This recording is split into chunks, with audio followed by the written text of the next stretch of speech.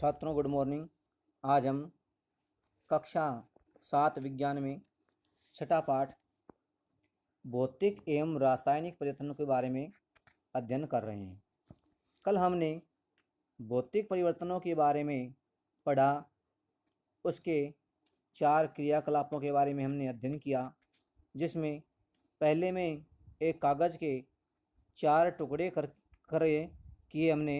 तो उसके पश्चात उस देखा कि कागज़ के जो रूप हैं, जिनका आकार होता है, उसमें परिवर्तन हो जाता है, लेकिन कागज़ के गुण में कोई परिवर्तन नहीं होता है।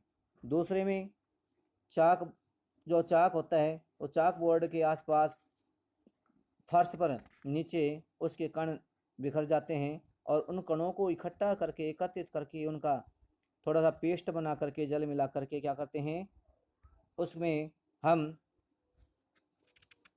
उसको बेलनाकार रूप में बेल करके उसकी वापस चौक बना सकते हैं।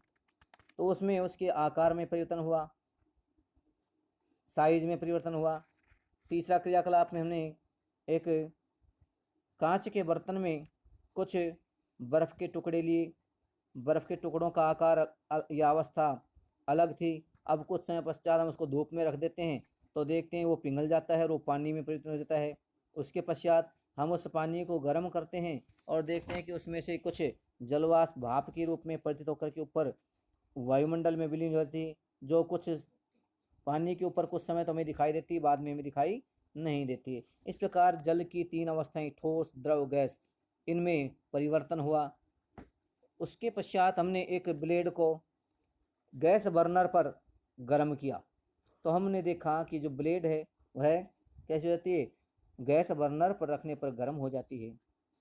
और अब उसको जब बर्नर से नीचे उठा देते हैं तो वह वापस अपने पूर्व रंग में आ जाती है।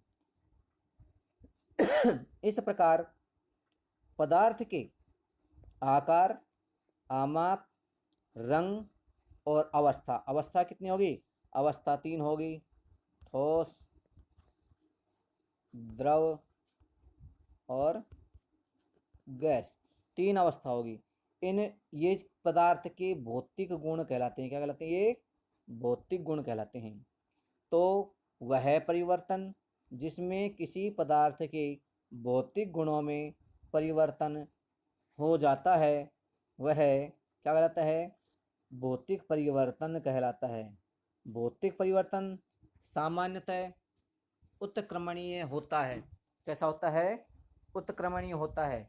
उत्क्रमणीय यानी हम उसको वापस पदार्थ को परिवर्तन से पहले की अवस्था में ला सकते हैं, वह कहलाता है उत्क्रमणीय।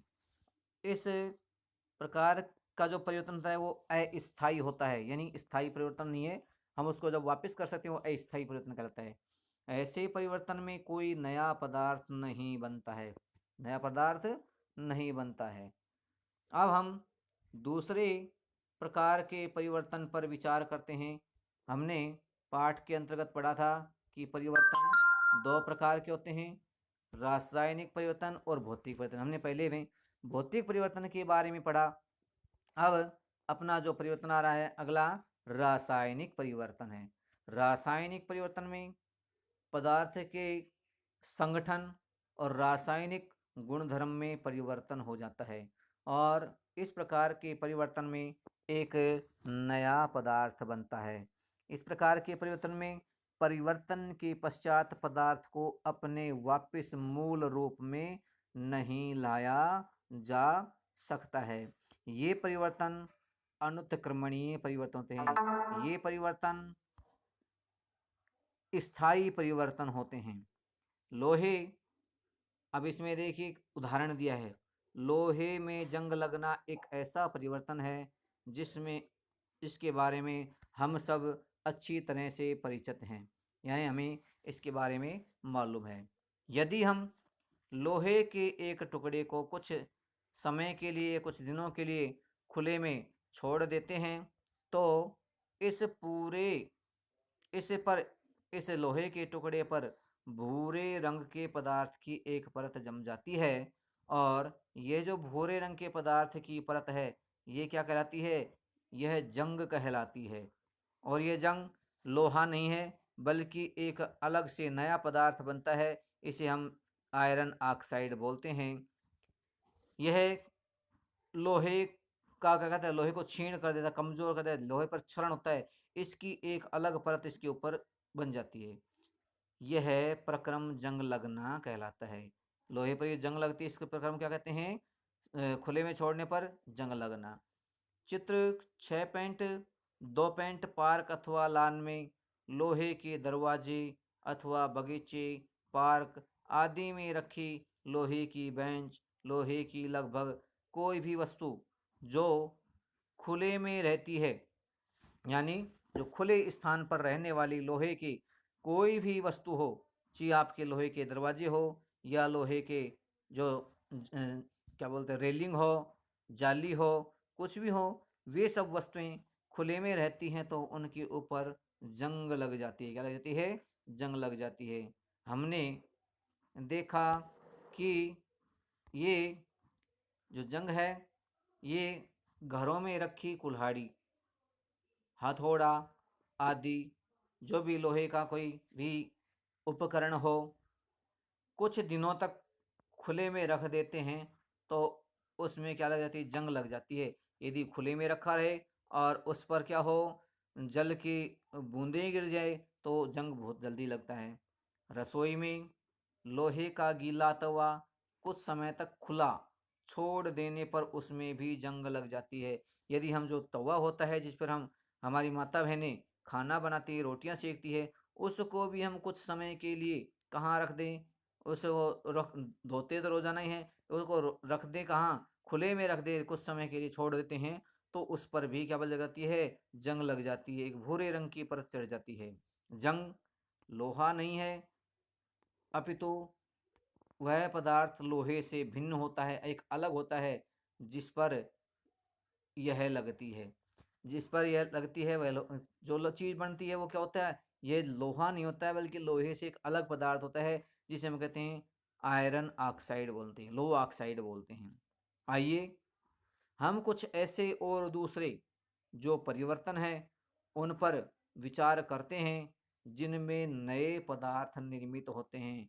हमने बताया कि ये वे परिवर्तन है जिसमें पदार्थ का संगठन बदल जाता है, रासायनिक गुणधर्म परिवर्तित हो जाती है और पदार्थ अपने रूप से क्या है, नए रूप में यानी नए पदार्थ में बदल जाता है, नया पदार्थ बनता है इसमें परिवर्तन के पश्चात। और क्रियाकलाप दिया है 6.6। इसमें ये शिक्षक द्वारा निर्देशित, यानी जो अध्यापक हैं वो आपको इसके बारे में बताएं, इस प्रकार का इसमें कहा गया है। चेतावनी दी गई है, मैग्नीशियम के जलते हुए फीता, मैग्नीशियम क्या कहते हैं? फीता लेते हैं, जलता हुआ फीता अथवा तार की और लंबी अवधि तक देखना हानिकारक होता है। जब हम मैग्नीशियम के फीते को जलते हैं तो यह फुलझड़ी की तरह थोड़ा सा जलता हुआ, चिंगारी छोड़ता हुआ जलता है और उससे राख बनती है। तो कहते हैं कि उससे अधिक लंबी अवधि तक मैग्नीशियम जो फीता जलता है अथवा कोई तार को आप जलाते हैं तो वह लंबी अवधि तक उसको देर जलते हुए देखना हानिकारक होता है। और कारण क्या है? वे जलते हुए ये हमारी आंखों को हानि पहुंचा सकता है। इसलिए अध्यापक बच्चों को ये बताते हैं कि जलते हुए मैग्नीशियम की ओर अधिक समय तक टकटकी लगाकर नहीं देखना चाहिए, उससे हमारी आंखों पर विपरीत प्रभाव पड़ता है, हानिकारक पहुंचाते हैं, यानी कि हानिकारक होते हैं। अब आगे दिया है कि मैग्नीशियम का जो पतली पट्टी या फीता अथवा तार का एक टुकड़ा लेकर के इसके दोनों सिरों को रेगमाल से साफ करते हैं। क्या करते हैं? रेगमाल से साफ करते हैं। किसको? इसके जो दोनों सिरे होते हैं, इसको मैग्नीशियम की पतली पट्टी, फीता, तार का टुकड़ा लेकर के और इसको हम रेग माल से साफ करते हैं। और साफ करने के पश्चात ये जो दिख रहा है आपको, क्या है ये आपको दिखाई दे रहा है, ये क्या है? ये रेगमाल का फीता है। इसको घर में क्या करते हैं इसको, सॉरी, इनके सिरों को रेगमाल से क्या करते हैं, साफ करते हैं और मोमबत्ती की लो के पास ले जाते हैं। जब बगल में मोमबत्ती रखी हुई है, मोमबत्ती इसकी लो के पास ले जाते हैं तो यह चमकदार सफ़ेद प्रकाश देते हुए जलता है और पूरी तरह जलने के पश्चात इसमें कुछ राख या पाउडर शेष बचता है। इस ये जो भस्म होती है ये कैसी है, ये मैग्नीशियम के फीते से प्राप्त हुई है। और ये जो राख बनी है इसमें बनने वाला जो पदार्थ है वो होता है मैग्नीशियम ऑक्साइड।